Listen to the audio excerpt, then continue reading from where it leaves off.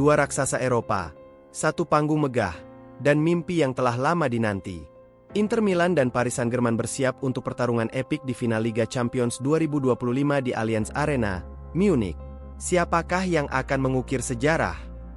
Final Liga Champions UEFA 2025 akan mempertemukan dua raksasa Eropa, Inter Milan dan Paris Saint-Germain, PSG, dalam sebuah duel yang menjanjikan pertarungan sengit di Allianz Arena, Munich, pada Sabtu, 31 Mei 2025. Kedua tim berhasil melaju ke final setelah mengalahkan lawan-lawan tangguh di semifinal. Pertarungan final ini bukan hanya soal trofi. Ini soal sejarah, dendam masa lalu, dan ambisi yang membara. Untuk pertama kalinya dalam sejarah, Inter Milan dan PSG saling berhadapan di partai puncak Liga Champions. PSG yang pernah mencicipi final di tahun 2020, kini kembali dengan tekad membara untuk meraih gelar pertama mereka di kompetisi tertinggi antar klub Eropa. Sedangkan Inter Milan datang membawa kenangan emas 2010, saat mereka meraih treble bersama Jose Mourinho. Dan sekarang, di bawah Simone Inzaghi, mereka ingin mengulang mimpi indah itu. PSG musim ini adalah monster. Di Ligue 1, dominan. Di Trophée des Champions, juara. Dan sekarang mereka hanya butuh satu langkah untuk treble pertama sepanjang sejarah klub. Ousmane Dembélé tampil menggila. Dribblenya mematikan, kecepatannya menusuk, dan finishingnya mematikan. Di belakang, duet Marquinhos dan Donnarumma jadi tembok baja. Mereka siap menghadang siapapun, termasuk Lautaro Martinez. Tapi jangan remehkan Inter. Tim ini adalah lambang kolektivitas. Lautaro Martinez, sang kapten, jadi predator yang haus gol. Hakan Calhanoglu, sang playmaker, mengendalikan tempo seperti maestro orkestra. Dan di belakang, trio back plus kiper Yann Sommer jadi pertahanan yang sulit ditembus. Simone Inzaghi bukan pelatih glamor, tapi ia jenius dalam strategi. Setiap pergerakan Inter terukur. Setiap transisi mereka berbahaya. Tapi, di balik euforia final, ada dua tim yang kembali harus menelan pil pahit. Arsenal dan Barcelona. Arsenal, sekali lagi gagal melangkah ke puncak Eropa. Dengan skuad muda yang menjanjikan dan performa gemilang di Premier League, banyak yang berharap mereka bisa melangkah jauh. Tapi apa daya, perjalanan mereka kembali terhenti. 0 gelar Liga Champions. Ya, Arsenal masih belum pernah mencicipi si kuping besar. Dan musim ini, mimpi itu lagi-lagi hanya sebatas mimpi. Dan Barcelona, tim yang pernah ditakuti, kini masih terjebak bayang-bayang masa lalu. Sejak terakhir kali juara pada 2015, Barca belum pernah menyentuh final lagi. Meski memiliki Lamine Yamal dan generasi muda lainnya, mereka belum cukup tajam untuk kembali ke tahta. Untuk dua klub besar ini, musim berfinal dan berhasil menang dengan agregat 3-1. Pada leg pertama di Emirates Stadium, PSG meraih kemenangan 1-0 berkat gol Ousmane Dembélé. Di leg kedua di Parc des Princes, PSG menang 2-1, dengan gol-gol dari Fabian Ruiz dan Achraf Hakimi. Arsenal sempat memperkecil ketertinggalan melalui Bukayo Saka, namun tidak cukup untuk membalikan keadaan. Penampilan gemilang kiper Gianluigi Donnarumma juga menjadi kunci keberhasilan PSG menahan serangan Arsenal. Meskipun Arsenal memiliki statistik expected goals, XG, yang lebih tinggi, manajer Mikel Arteta menyatakan kekecewaannya atas kegagalan timnya mencapai final. Arteta mengklaim bahwa Arsenal layak lolos, namun pernyataannya mendapat kritik dari berbagai pihak. Inter Milan menghadapi Barcelona dalam semifinal yang penuh drama. Setelah hasil imbang 3-3 di leg pertama, leg kedua di San Siro berakhir dengan skor 4-3 untuk Inter setelah perpanjangan waktu. Gol penentu dicetak oleh Davide Fratesi pada menit ke-115, memastikan kemenangan agregat 7-6 untuk Inter. Pertandingan ini dianggap sebagai salah satu semifinal terbaik dalam sejarah Liga Champions. Lamine Yamal, bintang muda Barcelona, tampil mengesankan sepanjang turnamen, namun tidak dapat membawa timnya ke final. Yamal sebelumnya mencatat rekor sebagai pemain termuda yang mencetak gol dan assist dalam satu pertandingan Liga Champions. Pertemuan pertama di final. Ini akan menjadi pertemuan pertama kali dalam sejarah antara Inter Milan dan PSG di partai final Liga Champions. Meskipun keduanya memiliki sejarah panjang di kancah Eropa, mereka belum pernah saling berhadapan di fase puncak. Klub. Sementara itu, Inter Milan datang ke final dengan memori manis. Klub asal kota Milan ini terakhir kali merengkuh gelar Liga Champions pada tahun 2010, saat ditangani oleh Jose Mourinho. Saat itu, Inter meraih treble winner, Serie A, Coppa Italia, dan Liga Champions.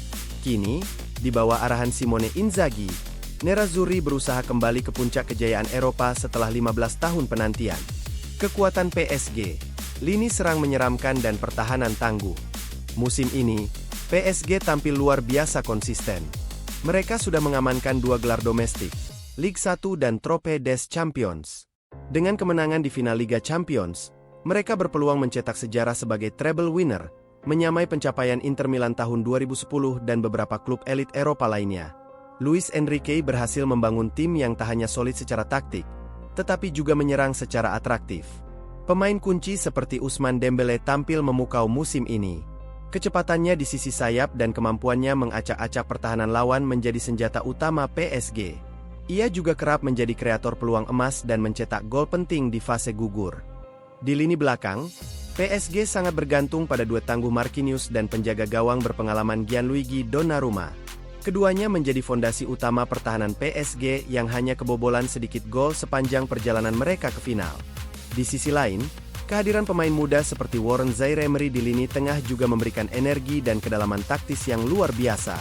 Inter Milan, kolektivitas dan kekuatan taktis. Simone Inzaghi bukanlah pelatih yang suka bermain spekulatif. Ia membangun Inter Milan sebagai tim yang kompak, disiplin, dan sangat efisien dalam menyerang maupun bertahan. Formasi khas 3-5-2 yang ia usung membawa keseimbangan dan struktur kuat di semua lini. Di lini depan, Lautaro Martinez menjadi andalan utama. Kapten Inter ini tampil tajam sepanjang musim, tidak hanya sebagai pencetak gol, tetapi juga sebagai pemimpin dan motivator di lapangan. Ia kerap mencetak gol krusial dan menunjukkan mentalitas pemenang yang tinggi. Sementara itu, lini tengah Inter dikomandoi oleh Hakan Çalhanoğlu. Gelandang asal Turki ini bukan hanya piawai dalam membagi bola, tetapi juga piawai dalam situasi bola mati. Tendangan bebasnya kerap menjadi momok bagi kiper lawan. Dengan dukungan dari pemain seperti Nicolo Barella dan Henrikh Mkhitaryan, Inter memiliki lini tengah yang bisa bersaing dengan siapapun. Di belakang, ketangguhan trio bek seperti Alessandro Bastoni, Francesco Acerbi, dan Benjamin Pavard, serta kehadiran kiper Yann Sommer yang berpengalaman, memberikan stabilitas dan rasa aman bagi skuad Nerazzurri. Fakta-fakta menarik menjelang final. 1. PSG berpeluang raih treble. Kemenangan di final ini akan melengkapi musim sempurna bagi PSG. Setelah memenangkan Ligue 1 dengan selisih poin yang meyakinkan dan merebut Trophée des Champions di awal musim, mereka kini tinggal selangkah lagi untuk mengukir sejarah baru dengan treble pertama sepanjang sejarah klub.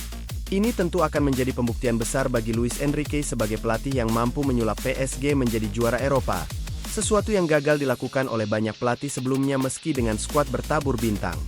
2. Inter Milan ingin akhiri puasa gelar Eropa. Kemenangan akan membawa Inter Milan kembali ke posisi elit sepak bola Eropa. Gelar Liga Champions 2025 akan menjadi yang keempat dalam sejarah mereka setelah kemenangan di tahun 1964, 1965, dan 2010. Selama beberapa tahun terakhir, Inter sempat terseok-seok baik di level domestik maupun Eropa. Namun musim ini mereka kembali menunjukkan konsistensi luar biasa di Serie A dan tampil dominan di Liga Champions. Bagi para tifosi Nerazzurri, kemenangan ini akan menjadi simbol kebangkitan. 3. Adu strategi dua pelatih jenius. Simone Inzaghi dikenal sebagai pelatih dengan pendekatan taktis yang sangat rapi. Ia bukan pelatih flamboyan, tetapi ia memahami betul bagaimana menyusun blok pertahanan yang sulit ditembus, sekaligus menginstruksikan transisi cepat dalam menyerang. Ketenangannya di pinggir lapangan adalah kebalikan dari gaya meledak-ledak para pendahulunya, tetapi efektivitasnya terbukti. Di sisi lain, Luis Enrique membawa DNA sepak bola menyerang ke Paris. Dengan pengalaman mengantarkan Barcelona meraih treble pada 2015, Enrique tahu bagaimana cara menavigasi tekanan di pertandingan besar. Ia percaya pada penguasaan bola, serangan dari berbagai lini, dan rotasi pemain yang cermat. Pertemuan dua gaya yang sangat berbeda ini akan menjadi pertarungan taktik yang penuh intrik dan menarik untuk disimak. Apakah pertahanan solid Inter mampu menahan gempuran ala tiki-taka PSG? Atau justru PSG akan kewalahan menghadapi serangan balik cepat ala Inter? Panggung spektakuler, Allianz Arena. Allianz Arena di Munich akan menjadi saksi sejarah baru. Stadion berkapasitas lebih dari 70.000 penonton ini siap menjadi saksi siapa yang akan mengangkat trofi si kuping besar. Atmosfer final dipastikan akan membakar emosi kedua supporter, baik dari Paris maupun Milan, yang akan datang dengan harapan besar. Bagi UEFA, ini adalah laga impian. Dua klub besar dari dua liga top Eropa yang siap saling menghancurkan demi kemuliaan Eropa. Dunia akan menyaksikan duel ini, dan semua mata akan tertuju pada bintang-bintang besar yang akan mencoba menentukan nasib timnya. Allianz Arena siap menjadi saksi. Apakah Inter Milan akan kembali ke kejayaan seperti 2010? Atau PSG akhirnya menulis sejarah sebagai juara Eropa untuk pertama kalinya? Jawabannya akan segera tiba. Final Liga Champions 2025 bukan hanya pertandingan.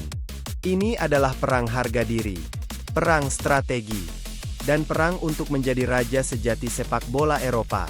Tapi siapakah yang akan mengangkat trofi si kuping besar? Yang pasti, dunia akan berhenti sejenak, bernapas dalam ketegangan, dan menyaksikan pertarungan final yang tak akan terlupakan.